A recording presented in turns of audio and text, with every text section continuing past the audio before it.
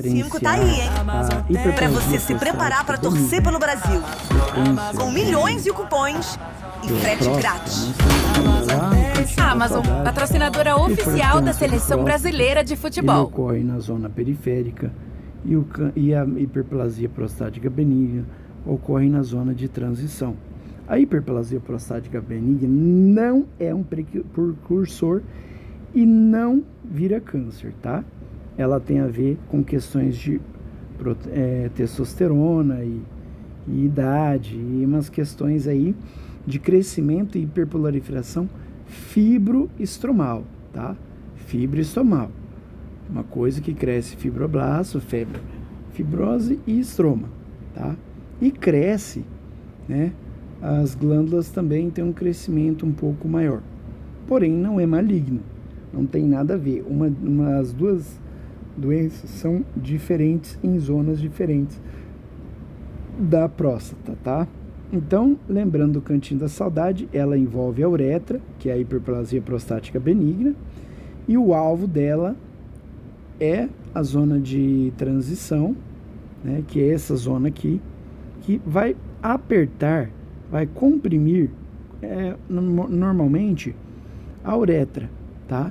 Comprimindo a uretra, nós teremos nos seus sintomas e sinais de obstrução, tá? Dentro da obstrução e dentro desses exames e sinais, nós temos também que diferenciar o câncer. O câncer, ele não tem esses sintomas no início, tá? O câncer de próstata pode ter esses sintomas lá na parte tardia, tá? Demora para comprimir a uretra. E tem mais, ele não tem nada a ver com fibroestroma, ele tem a ver com 70% do tecido glandular, que são ácidos, tá? Por quê? Porque alvo de 90% dos cânceres de próstata são adenocarcinomas. Por quê? Porque a nossa querida próstata, ela é uma glândula, tá? Ela é uma glândula com bastante efeitos, tá? Então, a maioria dela é glândula. E essa adenocarcinoma vem das glândulas, ok? Já o seu próprio nome diz. Na maioria das vezes ele cresce para fora e não tem compressão da uretra, tá? Isso aí já vemos muitas vezes lá no cantinho da saudade, lá na fisiopatologia, né? E o Ministério da Saúde já caiu em provas, nós não podemos esquecer, já caiu em provas que questões de rastreamento. O Ministério da Saúde e pela OMS, ainda em 2026, não é recomendado o rastreamento. Por quê? Porque muitas vezes pode dar uma alteração ali de PSA e você estará expondo o seu paciente a outros exames de radiação e essas coisas, tá? E outra coisa, o Ministério Sociedade Brasileira de Urologia, ela defende a ideia, que já caiu em provas do Revalida, que a decisão deve ser compartilhada entre o paciente e o médico, tá? O que nós temos que ter em mente?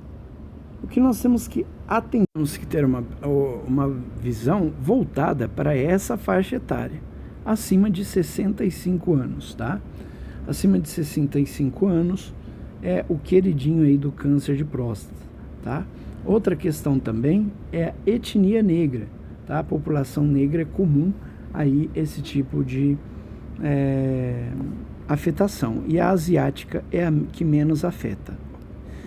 A questão também é a histórico familiar, tá? Ter antecedentes familiares aí de câncer, né? De próstata, tá? É uma elevada probabilidade. A obesidade também é algo que não podemos esquecer, tá? Não podemos esquecer da obesidade, da dieta, tá? A dieta, o consumo de carne vermelha, tá? De colesterol, comida rica em colesterol, assim também como a obesidade, que andam de mãos juntas, né? Muitas vezes, pode afetar aí e trazer um risco para o paciente, né? E histórico também clínico de prostatite, tá? Prostatite, ok? Não tem nada a ver com hiperplasia prostática benigna, mas tem a ver sim com prostatite, inflamação, tá? Da próstata, inflamação sim, prostatite sim, hiperplasia prostática benigna não tem nada a ver, ok? E quando vamos biopsiar, como que nós vamos fazer o diagnóstico? É por meio da biópsia, tá? Nós temos alguns critérios aí, não vamos sair fazendo biópsia para todo mundo. Para você confirmar o diagnóstico, para você ter um diagnóstico certeiro, você está com uma dúvida? Para você ter um diagnóstico certeiro, você tem que fazer a biópsia, ok? E quando você vai fazer aquele paciente sintomático, tá? Sintomático ou de rastreio, né? Se uma dessas critérios aqui abaixo, você vai um só, já dane-se o resto. Se não precisa ter todos, um já rebenta isso aqui, tá? Primeiro, toque retal alterado, tá? O resto envolve tudo PSA, PSA, PSA e PSA. Primeiro toque retal, né, alterado, você vai ver aí a questão de nódulos, tá? O nódulo, enduramento, tá? E assimetria. Nódulos, enduramento ou assimetria já pode pôr aí na tua balança para fazer a biópsia, tá? E faça a biópsia. Também temos, independente do PSA normal ou não, você vai fazer toque retal e nesse toque retal tá alterado, não interessa se o PSA veio normal, tá? Ou também, mesmo se for alguma coisa alterada, né? Aqui você vê, não viu nada no exame de toque, mas você já tinha pedido o PSA, se ele vier, o total for maior ou igual a 4 ng por ml, mesmo se o toque retal for liso, normal, tranquilo, bonito, você vai fazer a biópsia, tá? Outra coisa, densidade do PSA é maior que 0,15, tá? Ng por ml por centímetros cúbicos de próstata, tá? Então a densidade, o peso aí do PSA. Outra coisa é a relação do PSA livre com o PSA total. Se for maior de 10 a 15%, menor que 10 a 15%, você pode fazer aí também a sua biópsia. Ou também a velocidade de PSA maior de 0,75 ng por ml por ano, você já pode fazer a sua biópsia. Lembrando, o PSA é produzido pela próstata e não pelo câncer, tá? Então você vai fazer a biópsia para confirmar. Então não vai saindo falando que tem biópsia aí sem essas questões aí de achando que já é câncer, tá? Ele mas não é feito pelo... Então, mas o câncer destrói o arquiteto e joga o PSA na corrente sanguínea, tá? Então ele destrói o que quem tem que ocupar, que é a próstata, né? E aí ele joga na corrente sanguínea. Então é isso. E lembrando também que nós temos a questão dos sinais e sintomas, né? Os sinais e sintomas do câncer de próstata, eles variam significativamente dependendo do estágio da doença, tá? Sendo importante notar o quê?